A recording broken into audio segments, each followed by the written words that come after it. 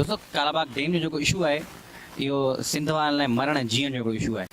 सो उन ते तव्हांखे शाइरी ॿुधायां थो। हाफ़िज़ निज़ामानी जी शाइरी आहे त आदम खां वठी आज़र ताईं मुंहिंजो सीनो साफ़ न थियो।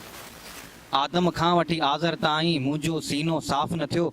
बिश्त मञा मुंहिंजी बदिली थी तॾहिं दोज़ख जो था दड़को ॾियो। आदम खां वठी आज़र ताईं मुंहिंजो सीनो साफ़ न थियो।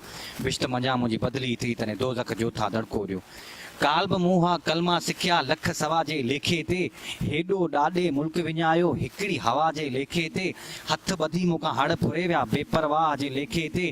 कंहिं ते त ॾस पोयां कावड़ जा जे काला बाग़ बि कंध में पियो। आदम खां वठी आज़र ताईं मुंहिंजो सीनो साफ़ न थियो। बिश्त मञा मुंहिंजी बदिली थी तॾहिं दोज़ख जो था दड़को ॾियो। सिंधू खे जे नाहे सुञातो तंहिंसां कहिड़ो संग स्या।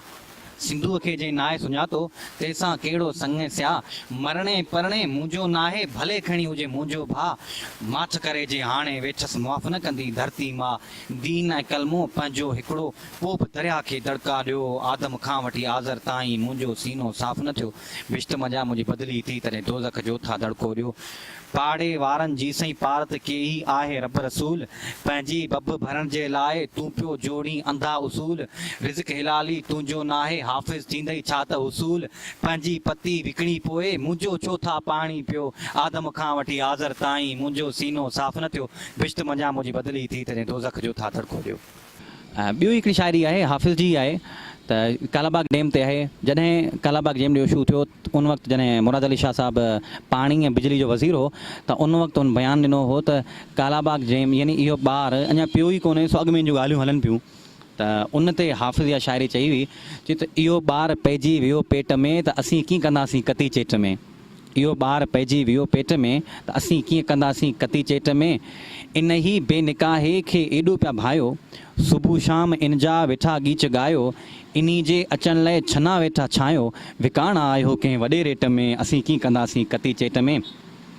अञा यार पैदा अहिड़ा ॿार थींदा त चश्मा ऐं पंजनत जहिड़ा पार थींदा। अञा यार पैदा अहिड़ा ॿार थींदा त चश्मा ऐं पंजनत जहिड़ा पार थींदा। असांजे बचन खे वॾा वार थींदा। ॿुधा केरु वेंदो खरे खेट में असीं कीअं कंदासीं कती चेट में।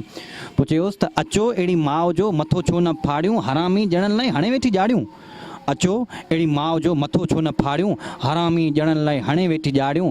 सतियुनि जे अॻियां अॼु अगामन उघाड़ियूं। न वरंदो न सरंदो मिठी मेठ में असीं कीअं कंदासीं कती चेट में। पोइ ॼमण छो ॾियो ही त हींअर ई किरायो। ॼमण छो ॾियो ही त हींअर ई किरायो। सो पंहिंजो तूं चवंदे जो हूंदो परायो। अड़े मतां सच चवण ते अवी मूंखे मारायो। बिहारे हिन हाफ़िज़ खे कंहिं ॿी भेट में असीं कीअं कंदासीं कती चेट में। इहो ॿार पइजी वियो पेट में त असीं कीअं कंदासीं कती चेट में।